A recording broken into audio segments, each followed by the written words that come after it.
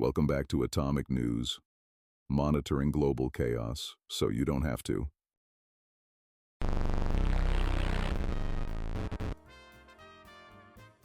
Iran's war reaches European troops.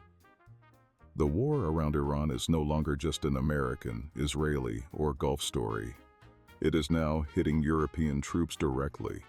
Within hours of each other, two European military positions near Erbil in northern Iraq came under attack. First, a drone struck Camp Singara, an Italian base. No one was killed, but Italy's Defense Minister Guido Crosetto said the strike was deliberate. Reuters reported that 141 Italian soldiers had been stationed there, though Italy had already started reducing or relocating some of that presence. Then came the deadlier strike. A second drone attack hit a base in the Makhmur area, where French troops were training Iraqi forces as part of the anti-ISIS coalition. French President Emmanuel Macron confirmed that Chief Warrant Officer Arnaud Frion was killed and 6 other French soldiers were wounded. Macron called the attack unacceptable and said France's mission in Iraq is strictly about counterterrorism, not war with Iran. And Tehran is making clear this is not the end. A spokesperson for Iran's Qatam al-Anbiya military command, Ebrahim Zolfakhari, said Iran was moving away from limited retaliatory strikes and toward continuous attacks on its adversaries. He also warned that oil could surge to $200 a barrel and said tankers carrying oil to the United States, Israel, or their partners could be considered legitimate targets. That matters because it means the attacks on French and Italian positions do not look like isolated incidents anymore. They look like part of a broader escalation strategy, and Europe knows it. Kaja Kallas, the EU's top diplomat, says Iran is trying to escalate the conflict and pull in more countries. She called Iran an exporter of war and said Tehran is trying to spread chaos across the region.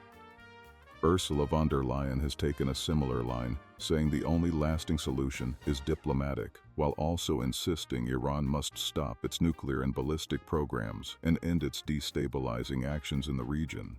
Friedrich Merz sounded more skeptical. Germany's chancellor warned of a dangerous escalation and said there is no clear joint plan for bringing the war to a quick end. Berlin has also said it has no plans to send additional military forces to the Middle East. Keir Starmer has tried to balance caution with visible military support.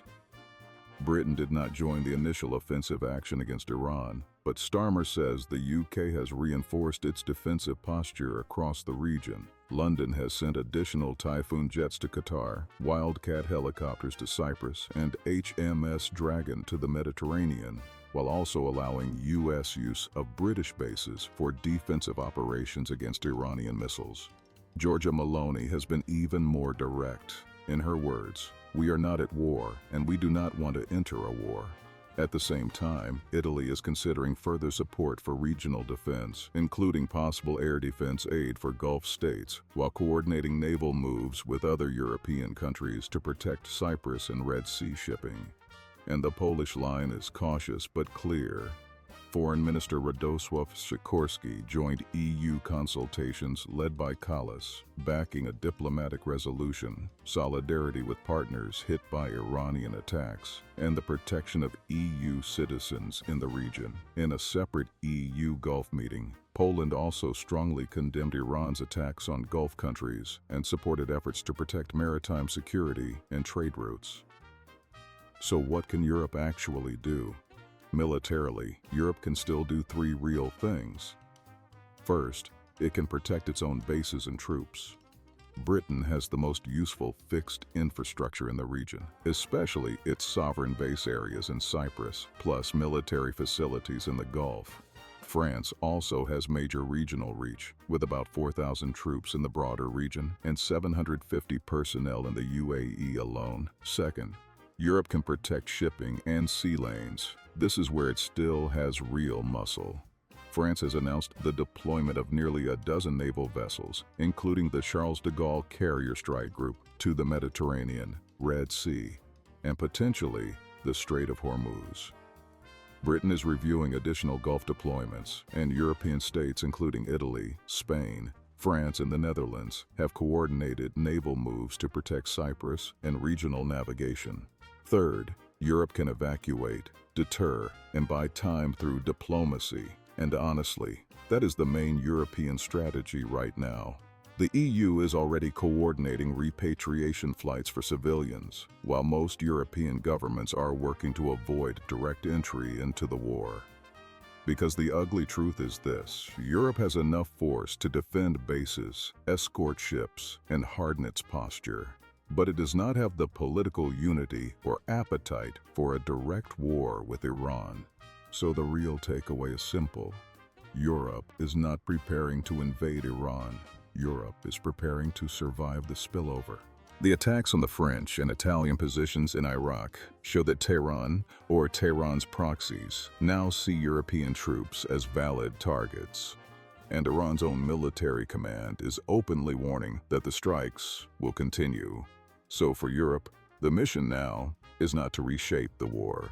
It is to shield bases, protect shipping, prevent an energy shock, and avoid getting dragged deeper into a conflict that it did not start, but may still end up paying for.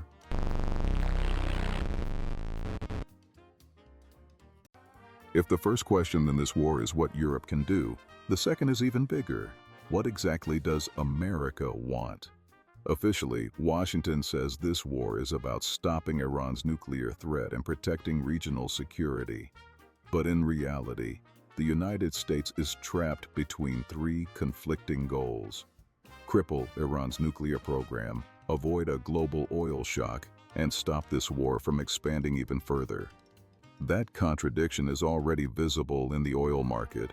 The U.S. has issued a 30-day waiver allowing countries to buy sanctioned Russian oil already stranded at sea, while the International Energy Agency announced a record 400 million barrel release from strategic reserves. And yet, oil is still expensive. Brent remains around $100 a barrel because the market is not just pricing today's shortage. It is pricing the fear of further escalation, and that means one country is quietly benefiting: Russia. As the Middle East burns, Moscow gets a fiscal boost from higher oil prices, despite doing almost nothing to earn it. Washington understands that. That is why Treasury Secretary Scott Bessent said the U.S. Navy could eventually escort ships through the Strait of Hormuz, possibly with an international coalition, but only when that becomes militarily possible. That phrase matters, because it means even the United States is admitting it cannot fully stabilize shipping right now.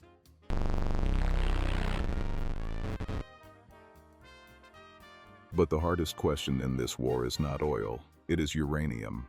The strikes on Iran may have damaged parts of its nuclear infrastructure, but that does not automatically mean Iran's enriched uranium is gone. The IAEA says much of Iran's near bomb-grade stockpile is still likely near Isfahan, and inspectors still do not know exactly what happened to it after the bombing. And that is what makes this so dangerous. If Iran's regime survives this war and keeps hold of that uranium, Washington may not be facing a defeated enemy at all. It may be facing a wounded, humiliated, and even more radical leadership with both a motive for revenge and the material for a future nuclear sprint. Reuters reports that Iran's new supreme leader, Mojtaba Khamenei, lost close family members in the opening strikes and has already threatened regional retaliation, including pressure on U.S. bases and the Strait of Hormuz. So the nightmare scenario is simple. Iran survives angry, damaged, and still holding nuclear leverage underground. That leaves Washington with only ugly options: force inspections and surrender, keep bombing, and hope the program collapses, or eventually send people in to deal with the material directly. And that last option may be the most dangerous of all, because this would not be a simple raid. It would mean entering a hostile country, reaching a damaged underground complex, locating sensitive nuclear material, securing it, and somehow extracting it under fire. That is not a symbolic strike. That is the kind of mission that could drag America from limited intervention into a much wider war. And that is one reason oil is not falling the way Washington hoped.